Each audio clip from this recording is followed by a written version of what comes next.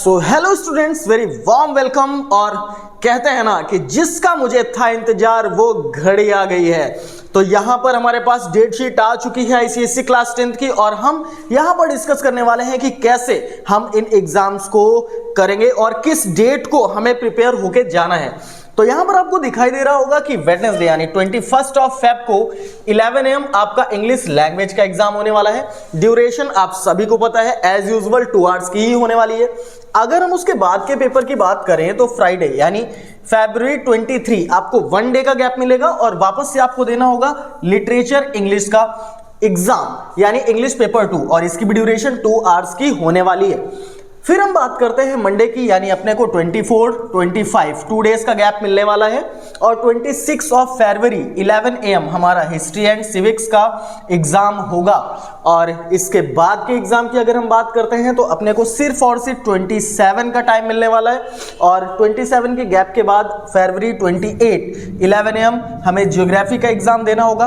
उसके बाद still life art paper जिसका भी है या अदर जो भी आपके ऑप्शनल एग्जाम्स हैं उन सभी के एग्जाम्स देने होंगे। और उसके बाद आ जाइए मोस्ट इंपॉर्टेंट सब्जेक्ट यानी आपके साइंस एंड मैथ्स के एग्जाम्स स्टार्ट होने वाले हैं। तो यहां पर मंडे यानी मार्च 4 आपके पास प्रॉपर टाइम है कि आप अपना सिलेबस प्रिपेयर कर सकते हो, ठीक है।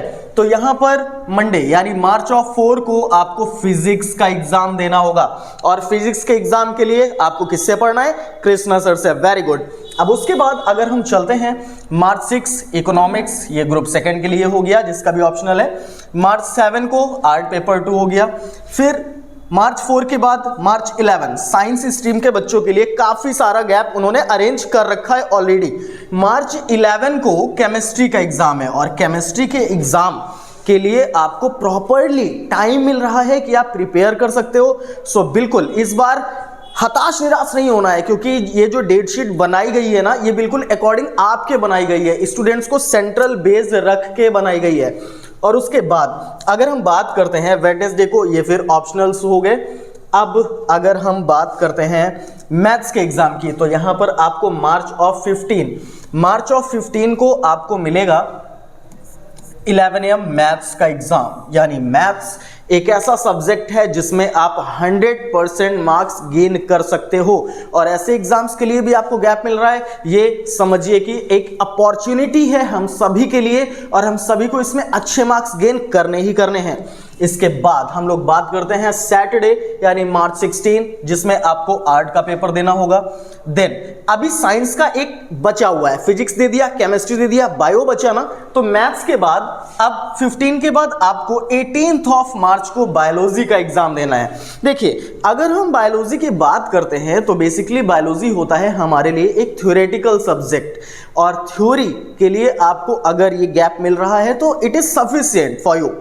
तो यहां पर बिल्कुल परेशान नहीं होना है, पहले से ही हम अपनी बायोलॉजी को प्रिपरेशन लेके चलेंगे, और जैसे ही हमें गैप मिलेगा हम सारा का सारा रिवीजन कर लेंगे, तो बिल्कुल हमारे बहुत अच्छे मार्क्स आएंगे as usual physics and chemistry की तरह।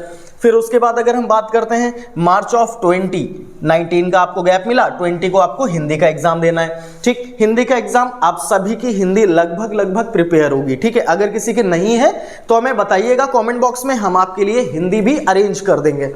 फिर उसके बाद मार्च 22 इन्वायरमेंटल साइंस, ठीक है, ये ऑप्शनल सब्जेक्ट्स हो गए आपके लिए। मार्च 27 कमर्शियल स्टडीज, ये भी हो गया आपके लिए। मार्च 28 आर्ट का पेपर 4। और इसी तरीके से ये आपकी स्कीम है। देखिए, ये जो स्कीम बनाई गई है ये स्टूडेंट को बेस सेंट्रल में रख के बनाई गई है, और आप सभी को इस स्कीम से बहुत अच्छा लगा होगा देख करके कि आपके एग्जाम्स जल्दी ही नज़दीक आने वाले हैं।